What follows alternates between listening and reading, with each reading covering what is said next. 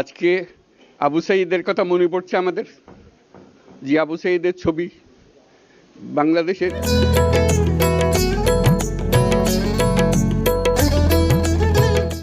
প্রতিটি মানুষের মনে গেঁথে আছে, এটা কেউ ভুলতে পারবে না। কি অবিশ্বাস্য একটা সাহসী যুবক, বন্দুকের সামনে দাঁড়িয়ে আছে, এবং তারপরে থেকে কোনো যুবক, কোনো যুবতী আর হার মানে নাই, সামনে গিয়ে গেছে এবং বলছি যত গুলি মারো, মারতে পারো, আমরা আছি।